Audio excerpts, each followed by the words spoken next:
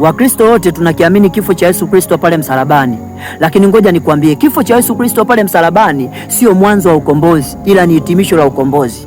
Sasa Wakristo wengi tumekuwa legelege kiasi hatutaki kuwajibika kuacha uovu kwa kujikana.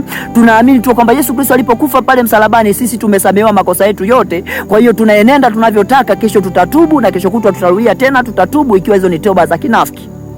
Yesu Kristo alituokoa kupitia matendo kabla ya msalaba. Yaani pale msalaba ulikuwa ni hitimisho tu. Ndio maana pale msalabani alisulubiwa pamoja na wezi wawili. Wale wezi wawili nao walikufa. Kwa nini wale wezi hawakutuokoa akatuokoa Yesu Kristo? Kwa sababu ilitakiwa ipatikane mtu ambaye hajawahi kutenda dhambi, ambaye ni Yesu Kristo. Alishinda dhambi kupitia mwili. Kwa Yesu Kristo lengo la kushinda dhambi ni ili kutuonyesha sisi ni njia gani ya kupita ili kuweza kuushinda mwili na kumshinda shetani. Yaani Yesu Kristo alikuwa na uwezo kubaki mbinguni na kuendelea na mambo mengine, lakini alikuwa anaona duniani wanae tunavyoteseka na kushindwa na dhambi, ikiwa yeye njia ya kupitia sisi kuishinda dhambi anaijua. Kwa hiyo ikambidi yeye aje avae mwili, akisha uvaa mwili atuonyeshe namna ya kushinda dhambi. Ndio maana Yesu Kristo aliomba. Yesu wasio muhitaji, kwa nini aliomba? Yesu sio muhitaji, kwa nini alifunga? Yesu sio muhitaji, kwa nini alisoma neno? Yesu Kristo alifanya vyote ili kutuonyesha kupitia kufanya vitu hivyo tunaweza kuushinda mwili na kumshinda shetani. Sasa leo hii Wakristo wengi hatutaki kuwajibika kwa kuacha uovu na kujikana, tukiamini tu katika kifo cha msalaba. Ilikuwa ina uwezekano kwamba Yesu Kristo akaja duniani akawa hajatenda dhambi, baada ya kutokutenda dhambi akawekwa msalabani. Pale alipowekwa msalabani akachomwa mkuki, damu ikatoka. Ilipotoka akatamka yale maneno aliyotamka, Bwana Baba uwasamee kwa sababu hawajui walitendalo. Afu mwisho wa siku akayuka kaenda mbinguni. Alafu ingekuwa katuokoa sisi wanadamu tulio hai. Lakini kitendo cha Yesu Kristo kufa na kufufuka ni ili kwenda kuwahubiri injili wafu waliokufa katika Agano la Kale, ili yeye Yesu Kristo anapokuja mara ya pili kuhukumu, asihukumu kwa upendeleo au hukumu kwa haki. Yaani isitokee mtu akasema, Bwana sisi tumekosa kuja mbinguni kwa sababu neema ya wokovu wameipata hao Agano Jipya, sisi wa Agano la Kale tujaipata. Ndio maana kwa mujibu wa Biblia, nenda kasome Petro wa kwanza sura ya 3 kuanzia mstari wa 18 mpaka wa 20.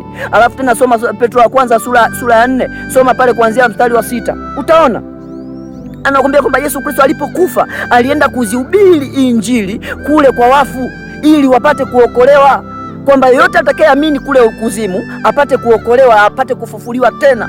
Lakini sisi tulio hai tulishakombolewa na Yesu Kristo kupitia matendo. Sasa ni lazima kama walokole, kama Wakristo tuwajibike katika matendo. Ile lengo la Yesu Kristo kuja ni ili kutufundisha njia za kuweza kushinda dhambi na kuushinda mwili.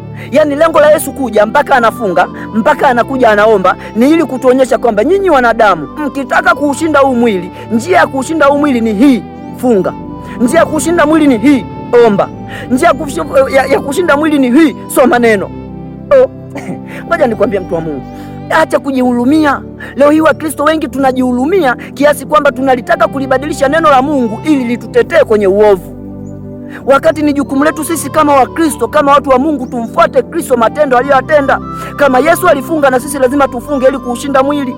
Kama Yesu aliomba, na lazima sisi tuombe ili tujiweke katika uwepo, tupate nguvu kutoka kwa Mungu za kuushinda huu mwili.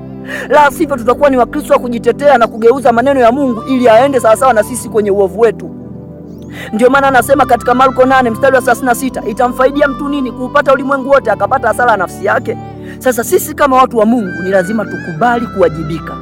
Usipokubali kuwajibika, utakuwa ni mtu wa kuligeuza neno la Mungu na ukaamini Yesu alishinda dhambi kwa sababu ni Mungu, wakati yeye alikuwa na uwezo wa kukaa mbinguni na maisha yake yakaendelea na mambo yakaendelea. Lakini Yesu Kristo alikuja duniani ili kutuonyesha ni njia ipi inapaswa kuipita ili kuushinda mwili na kumshinda shetani. Ora masataraba. Naongea na mtu hapa, ni jukumu lako kujikana. Amua kuacha uovu, kwa sababu Yesu Kristo atatilia nia yako kuacha uovu, ndio anatilia nguvu. Ila haitatokea automatic ukashinda dhambi, ila dhambi utaishinda pale utakapoamua kuishinda, na ukiwa na Yesu ndio anakupa nguvu za kushinda. Sasa zitumie njia alizoonyesha Yesu. Ukishazitumia njia alizoonyesha Yesu za kupita ili kuushinda mwili, utaushinda mwili na utaendea kusudi lako na Mungu atakubariki. La sivyo utaishia jehanamu ya moto na duniani kuishi kwa mahangaiko na kukosa amani, na Mungu akubariki sana.